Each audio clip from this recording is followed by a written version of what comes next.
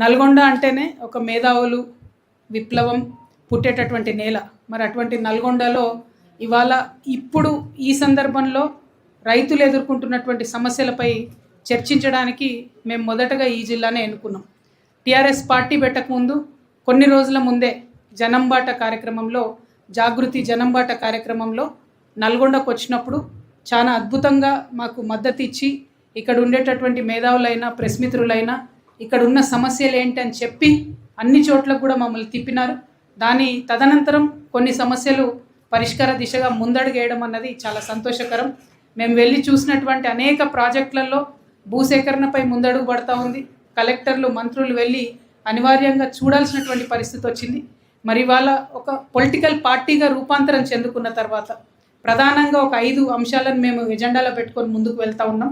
పాంచజన్యం అనేటటువంటి పేరుతోని పేదలందరికీ ఉచిత విద్యా వైద్యం ఇవ్వాలనేది ప్రధాన ఆకాంక్షగా పెట్టుకున్నాం. మరి వాళ్ళ విద్యార్థులకు యువతకు ఉపాధి కోసమని ఇంకొక అంశాన్ని పెట్టుకున్నాం. సామాజిక న్యాయం అనేది ముఖ్యమైన మదర్ బోర్డ్ లాగా అండర్ కరెంట్ ఎజెండాగా పెట్టుకున్నాం. మరి అందులో రైతును రాజు చేస్తామని కూడా ఒక ఎజెండా అంశంగా మేము పెట్టుకున్నాం. ఈ 5 ప్రధాన అంశాలతోని ముందుకెళ్తాం, కొట్లాడతాం. రేపు పొద్దున తెలంగాణ ప్రజల దీవెనతోని అధికారంలోకి వచ్చినప్పుడు ఈ 5 అంశాల పట్లనే చిత్తశుద్ధితోని పెద్ద ఎత్తున పనిచేస్తామని ప్రజలకు మాట ఇచ్చి ఒక పొలిటికల్ పార్టీ పెట్టున్నాం. కాబట్టి ఇవాళ రైతు సమస్యల కోసమని నల్గొండ జిల్లాకు రావడం జరిగింది. ఒక నల్గొండనే కాదు, రాష్ట్రం అంతా ఎక్కడ చూసినా కూడా రైతాంగం అంతా కూడా విలవిల్లాడుతున్నటువంటి పరిస్థితిని మీరు గమనించవచ్చు. మొట్టమొదటిది, మొత్తం ఎండాకాలం అంతా పంట అయిపోయింది, చేతికొచ్చింది, కళ్ళలు దాటేస్తున్నటువంటి పరిస్థితి వడ్లు ఉన్నాయి. కానీ ఇప్పటి వరకు కూడా రైతుకి పెట్టుబడి సహాయం అన్నది సంపూర్ణంగా రాకపోవడంతో ఇబ్బందులు పడతా ఉన్నారు. నల్గొండ జిల్లాలో మీ అందరికి కూడా తెలుసు, ఇప్పుడు మళ్ళా మృగశిర కార్తె రాగానే మళ్ళీ ఏర్పాట్లు చేసుకుంటున్నారు, నార్లు పోసుకుంటున్నారు.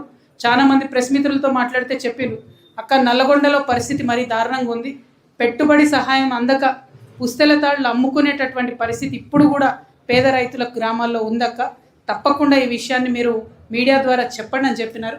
నేను గౌరవ ముఖ్యమంత్రి గారిని రిక్వెస్ట్ చేస్తూ ఉన్నాను, మీరు ఆ 2 ఎకరాలకు ఇచ్చే సహాయం అన్నా పంట పనులు ప్రారంభించే కన్నా ముందు ఇచ్చినట్టయితే ఆ నగలు కుదవబెట్టుకోకుండా అప్పుల కోసం వేరే ఎక్కడో పోయి అప్పులు తెచ్చుకోకుండా ఉంటుంది. కాబట్టి ప్రభుత్వం తప్పకుండా ఈ అంశాన్ని పరిశీలించి త్వరితగతిన రైతు భరోసా ఏదైతే ఇస్తామన్నారో, మీరు ఎకరానికి ఇస్తారా, 2 ఎకరాలకు ఇస్తారా, ఏమి ఇస్తారో పంటలు మొదలుపెట్టేటటువంటి ఈ కాలంలో ఇవ్వాలని చెప్పి మొట్టమొదట డిమాండ్ చేస్తూ ఉన్నాను. రెండవది, పంట కొనుగోలుకు సంబంధించి చూస్తే మొత్తం రాష్ట్ర వ్యాప్తంగా కూడా అంతకుముందు ఎట్లా జరిగింది, కంపల్సరీ అధికారుల దగ్గరుండి లారీలు మాట్లాడించి ఇచ్చేది, కళ్ళాల దగ్గరికి లారీలు వచ్చి ఎక్కించుకొని పోయేది. ఈసారి ప్రభుత్వం ఏం చేసిందంటే, మేము 75 లక్షల మెట్రిక్ టన్నులు కొనుగోలు చేస్తున్నామని చెప్పి గంభీరమైన ప్రకటనలు చేసి లారీ కిరాయి బరువు అంతా కూడా రైతుల మీదనే పడేసారు. ఆఖరికి గన్ని బ్యాగ్స్ ఇచ్చి చేతులు దులుపుకున్నారు తప్పితే సుతిల్ తాడు కూడా రైతులే కొనుక్కోవాల్సిన పరిస్థితి వచ్చింది ఈసారి. దాంతో జరిగింది ఏంటిది, టోటల్గా 75 lakh మెట్రిక్ టన్స్ ప్రభుత్వం ప్రొక్యూర్ చేస్తే అది మీరు టన్నులలో చూసుకున్నట్టయితే 7.5 కోట్ల టన్నులకు వస్తుంది. 75 లక్షల మెట్రిక్ టన్నులు అంటే 7.5 కోట్ల టన్నులకు వస్తుంది. ఏం చేసిండ్రు, 6 కిలోల తరుగు తీసిర్రు. దాంతో జరిగింది ఏంది, టోటల్ తెలంగాణ వ్యాప్తంగా అన్ని జిల్లాల్లో ఉన్న రైతాంగం దగ్గర నుంచి 45 లక్షల టన్నుల ధాన్యాన్ని ఈ ప్రభుత్వం దోపిడీ చేసినట్టుగా నిరూపితమవుతా ఉన్నది. 6 కిలోల తరుగంటే 7.5 కోట్ల ధాన్య సేకరణలో 45 lakh టన్స్ డైరెక్ట్గా ప్రభుత్వం దోపిడీ చేసింది రైతుల దగ్గర నుంచి. అంటే 200 కోట్ల రూపాయల వరకు కూడా రైతుల సంపదను ఉల్టా దోసుకున్నారు. రైతు భరోసా ఇచ్చింది లేదు, ఆదుకున్నది లేదు, లారీలను ఇచ్చింది లేదు, ఉల్టా రైతుల దగ్గర నుండి దోసుకున్నారు. అంటే ఇటువంటి పరిస్థితి నిజంగా కూడా ఎప్పుడు చూడలేదు. ఇవాళకి కూడా మేము ఇక్కడికి వస్తుంటే సంస్థాన్ నారాయణపూర్లో మార్కెట్లో అక్కడే నిలవబడిపోయి ఉన్నటువంటి ఆ ధాన్యం చూస్తే మొలకలెత్తిపోయి ఏడుస్తున్న రైతుల దృశ్యాలు కూడా ఇప్పుడు మనందరికి కళ్ళకు కట్టినట్టుగా అనిపిస్తున్నాయి. మరి ఎందుకు ప్రభుత్వానికి కనిపిస్తలేదన్నది అర్థమవుతలేదు. ఇవాళ రౌండ్ టేబుల్ సమావేశం పెట్టుకున్నది రైతుల కోసం మాట్లాడడానికే. కాబట్టి ఖచ్చితంగా ఇంకా ఎక్కడ కళ్ళాల్లో ధాన్యం మిగిలిపోయి ఉన్నా కంపల్సరీ ప్రభుత్వం ప్రొక్యూర్ చేయాలనేది నేను 2వ డిమాండ్గా చెప్తా ఉన్నాను. ఇంకొక దారుణమైన విషయం ఏంటంటే, పేరుకు మాది ప్రజాప్రభుత్వం అని చెప్పుకొని వచ్చినటువంటి ఈ ప్రభుత్వం, ముఖ్యమంత్రి గారు 3 సంవత్సరాలు కావస్తుంది, దాదాపుగా 30 నెలలు పాలన దగ్గర పడ్డది. ఒక్కటంటే ఒక్కసారి కూడా వ్యవసాయ శాఖను ఆయన రివ్యూ చేయలేదు ఇంతవరకు. Not even a single time the CM has reviewed agriculture department. మరి ముఖ్యమంత్రి గారి యొక్క రివ్యూ లేకుండా, వారి యొక్క పర్యవేక్షణ లేకుండా డిపార్ట్మెంట్లో పనులు ఎట్లా కొనసాగుతాయి, అధికారులలో భయం ఎట్లా ఉంటుంది, చిత్తశుద్ధి ఎట్లా ఉంటుంది, ఒక క్రెడిబిలిటీ ఎట్లా ఉంటుంది అనేటటువంటి విషయం దయచేసి రైతన్నలు ప్రజలందరూ కూడా ఆలోచన చేసుకోవాలి. మూడవ అంశం మనం ఆలోచన చేసుకున్నట్టయితే పోయినాయండి, రుణమాఫీ ఎట్లా చేయలేదు, సగం మందికి రానేలేదు, పోయిన 3 సార్లకు రైతు భరోసా ఎగబెట్టిరు, అది పోనీయండి, కనీసం ఈ సీజన్ కన్నా ఇప్పుడన్నా ఇవ్వాలని కోరుతా ఉన్నాం. అప్పుడు సర్పంచ్ ఎన్నికల ముందు ఒకసారి ఇచ్చిండ్రు, మళ్ళీ ఇప్పుడు జెడ్పీటీసీ ఎన్నికలు వచ్చేటప్పుడు డిసెంబర్లో ఇస్తారేమో అని నేను అనుకుంటున్నా. బట్ ఐఎమ్ నాట్ ష్యూర్ అది ఎట్లా జరుగుతుంది. అంటే ఈ విషయాలన్నీ కూడా దయచేసి రైతన్నలు గమనంలోకి తీసుకోవాలి. వాళ్ళకి పొలిటికల్ అవసరం ఉందన్నప్పుడు మాత్రమే మనల్ని ఆదుకోవడానికి ముందుకు వస్తున్నారు తప్పితే మిగతా అప్పుడు లేదు. కానీ ఒక ప్రభుత్వం, ఒక వ్యవస్థ ఎట్లా సాగాలి అంటే పార్టీలు మారినా, ప్రభుత్వాలు మారినా రైతులకు ఎటువంటి ఇబ్బంది లేకుండా కంటిన్యూస్గా ఉండాలి ప్రాసెస్ అనేది. Governance should be continuous. అది కంప్లీట్గా ఇగ్నోర్ చేసినటువంటి ఈ ప్రభుత్వాన్ని నిజంగా ఏమనాలనో అర్థమైతే లేదు. అందుకే ఆ దుఃఖం, ఆ బాధ అంతా కూడా చేసి ఏ జిల్లా నుండి అడిగినా సేమ్ సమస్యలు వస్తున్నాయి. కాబట్టి మొన్న వరిధాన్యం తీసుకుపోయి సెక్రటేరియట్ ముంగటేసి ధర్నా వేసింది కూడా టీఆర్ఎస్ పార్టీ నుంచి. అందుకోసమే రాష్ట్రం అంతా ఇదే పరిస్థితి ఉందని ముఖ్యమంత్రి గారికి గమనంలో తేవడానికి తీసుకొచ్చినాం. కానీ ఆ తర్వాత కూడా దున్నపోతు మీద వానబడ్డట్టు ఉంది తప్పితే, ఎందుకే నల్గొండలు నా గొంతు నొక్కుతురు, నల్గొండ జై తెలంగాణ వినబడుతుంది, కదలిక వచ్చినట్టుగా పెద్దగా ప్రభుత్వంలో అనిపిస్తలేదు. మిమ్మల్ని అందరినీ నేను కోరేది ఒకటే, ఈ అంశాల మీద ఎక్కడికక్కడ క్షేత్రస్థాయిలో రోడ్డు మీద నిలబడి, దిగబడి, కలబడి ఉద్యమాలు చేస్తే తప్పితే సొల్యూషన్ దొరుకుతున్నట్టుగా అనిపిస్తలేదు. టీఆర్ఎస్ పార్టీ కొత్త పార్టీ, ఇప్పుడిప్పుడే మనం రెక్కలు తొడుక్కుంటున్నాం. మీ అందరూ భయపడకండి. మనం పిడికిడి మందే ఉన్నాం కదా, ఉద్యమాలు చేయొచ్చా అనుకోకండి. పిడికిడి మందితోని మొదలయ్యే ప్రపంచ చరిత్ర మార్చినటువంటి చరిత్రలు ఎంతో మందికి ఉన్నాయి. కాబట్టి ధైర్యంగా ముందుకెళ్ళండి. ఎక్కడ రైతుకు చిన్న కష్టం వచ్చినా టీఆర్ఎస్ పార్టీ నాయకుడు, కార్యకర్త ఈ కండువా అక్కడ కనబడాలని చెప్పి కూడా నేను టీఆర్ఎస్ పార్టీ నాయకులకు, కార్యకర్తలకు నేను విజ్ఞప్తి చేస్తూ ఉన్నాను. మరి ఇంకొక మాట మనం ఆలోచించుకోవాలి. ఇవాళ రైతాంగం అంటే కేవలం రైతులకు విత్తనాలు వేయడము, లేకపోతే పంట తీయడము, అమ్మడం కాదు. దానికి తగ్గట్టుగా సాగునీరు ప్రాజెక్టులు కూడా ఉండాలి. ఇలా ఉమ్మడి నల్గొండ జిల్లా మొత్తం ఆలోచించుకుంటే ఎక్కడ మీకు రిజర్వాయర్లు కనపడవు. వరంగల్లో రిజర్వాయర్లు ఉంటాయి, నల్గొండలో కాలువలు ఉంటాయి. అనేక మంది మేధావులు అనేక సార్లు చెప్పిండ్రు, నల్గొండలో రిజర్వాయర్లు కావాలి, రిజర్వాయర్లు ఉంటేనే వాన పడ్డా పడకున్నా రైతుకు మినిమం గ్యారంటీ ఉంటుంది, నీళ్ళు వచ్చే ఆస్కారం ఉంటుంది. కానీ ఇంతవరకు కూడా రిజర్వాయర్లు కట్టలేదు. పైగా కొన్ని నియోజకవర్గాలు అయితే మరీ దారుణం, మునుగోడు, దేవరకొండ. నిన్న ముఖ్యమంత్రి గారు 2 రోజులు వెళ్ళి పాలమూరు రంగారెడ్డి రివ్యూ చేస్తా అని అక్కడికి పోయి ఆయన కూర్చున్నాడు. వాస్తవానికి పాలమూరు రంగారెడ్డి ప్రాజెక్టులో పాలమూరుకు నీళ్ళు రావాలి, నల్గొండకు నీళ్ళు రావాలి, రంగారెడ్డికి నీళ్ళు రావాలని చేపట్టినటువంటి ప్రాజెక్టు.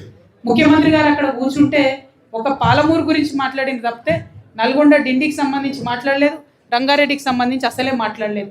మరి ఇక్కడ ఉత్తమ్ కుమార్ రెడ్డి గారు ఉన్నారు. డిండి ప్రాజెక్టు గత 3 ఏళ్లలో ముందడుగు ఎందుకు వేస్తలేదో చెప్పాలి ఉత్తమ్ కుమార్ రెడ్డి గారు. ఇవాళ మీ అందరి ముందు నల్గొండ ప్రజలకు కూడా నేను ఒక ప్రపోజల్ పెడతా ఉన్నా.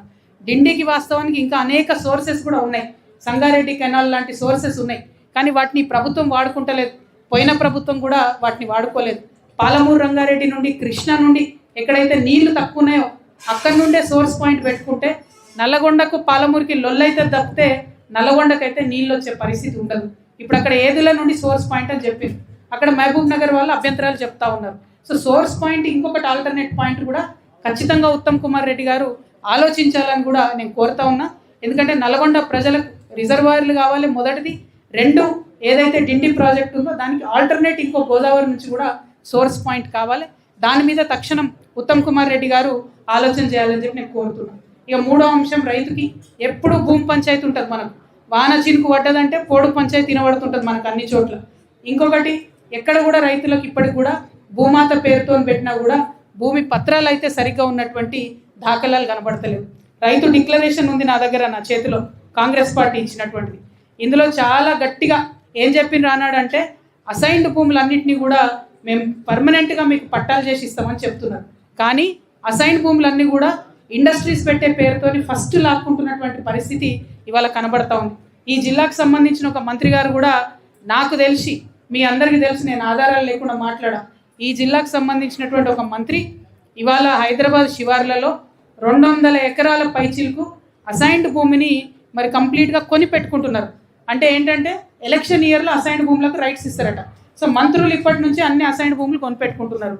ఈ ఘోరమైన పరిస్థితి ఉన్నది. ఏమైనా సరే వాళ్ళ యొక్క బండారాలు నింపుకోవడానికి తప్పితే ప్రజల వైపున మాత్రం ఆలోచన లేదు. ఈ విషయం ఇప్పుడు చెప్తున్నా, నా చేతికి ప్రూఫ్ రాగానే ఖచ్చితంగా అది కూడా నేను మీ అందరికి చెప్పడం జరుగుతుంది. అంటే అసైన్మెంట్ భూముల మీద హక్కుల కోసం కూడా రేపటి నాడు మనం పోరాటం చేయాలన్న విషయాన్ని మీ అందరికి కూడా, నల్గొండ ప్రజలందరికీ కూడా మరి నేను తెలియజేస్తా ఉన్నాను. ఏంటి ఓకే. అదేవిధంగా ఇంకొక అంశం, ముఖ్యమైన అంశం, మనందరి దగ్గర దాచిపెట్టాలని ప్రభుత్వం చూసినటువంటి అంశం ఏదైతే ఫ్రీ కరెంట్ ఇప్పుడు రైతులకు ఇస్తా ఉన్నామో, ఆ ఫ్రీ కరెంటుని, అదేవిధంగా ప్రాజెక్టులకు వచ్చే కరెంటుని, తాగునీరుకు వచ్చేటటువంటి ప్రాజెక్ట్ని, కరెంట్ని అన్నింటినీ కూడా తీసి ఒక రైతు డిస్కామ్ పెట్టాలని మొన్న ప్రభుత్వం ఒక ప్రపోజల్ చేసింది. కానీ ఆ రైతు డిస్కామ్ పెట్టడం వల్ల లాభమా నష్టమా, అసలు రైతులకు ఇష్టం ఉందా లేదా, మరి ఈ రాష్ట్రంలో ఉన్న మేధావి వర్గంతో చర్చించాలన్నా వద్దా అనేటటువంటి ఆలోచన లేకుండా డైరెక్ట్గా పోయి ఈఆర్సీ దగ్గర ప్రభుత్వం అప్లికేషన్ పెట్టుకున్నది. వాళ్ళు పబ్లిక్ హియరింగ్ పెడితే మనందరికీ తెలిసింది. ఇవాళ నల్గొండలో ఉన్న మేధావులందరినీ కూడా నేను రిక్వెస్ట్ చేస్తూ ఉన్నా, నల్గొండలో ఉన్న ప్రజాస్వామ్యవాదులందరినీ కూడా నేను రిక్వెస్ట్ చేస్తూ ఉన్నా, రైతు డిస్కామ్ సపరేట్గా పెడుతున్నారు అంటే ఉచిత కరెంటు బంద్ చేయడానికి మార్గం ముందు సుగమం చేసుకుంటారని అర్థం. రెండవది, ఏదో ఒక డిస్కామ్ని ప్రైవేటైజ్ చేయాలని ఆలోచన చేస్తున్నట్టుగా అర్థం. కాబట్టి రైతు డిస్కామ్ మీద కూడా ఇక్కడికి వచ్చిన మేధావులందరూ కూడా మాట్లాడాలని చెప్పి, వారి యొక్క స్టాండ్, వారి యొక్క పొలిటికల్ పార్టీ స్టాండ్ ఏందో కూడా ఆలోచించాలని చెప్పి కూడా నేను ఈ సందర్భంగా మీ అందరికీ మనవి చేస్తూ ఉన్నాను. అట్లనే రైతుకు సంబంధించి 1, 2 కాదు, ఏ అంశం చూసినా దుఃఖమే ఉన్నది. ఆ దుఃఖం దూరం చేయడానికి మనందరం కూడా కలిసికట్టుగా ఉద్యమించాలని చెప్పి నేను మీ అందరినీ కోరుతూ, మరి ఇక్కడికి వచ్చినటువంటి రైతన్నలకు, ఇక్కడికి వచ్చినటువంటి వివిధ ప్రజా సంఘాలకు సంబంధించినటువంటి నాయకులందరినీ కూడా మీ ఒపీనియన్ షేర్ చేసుకోవాల్సిందిగా ఇన్వైట్ చేస్తూ, మరి మా పార్టీ కొత్తగా వచ్చిన పార్టీ చాలా రెవల్యూషనరీ విధానాలతో ముందుకు పోతుంది.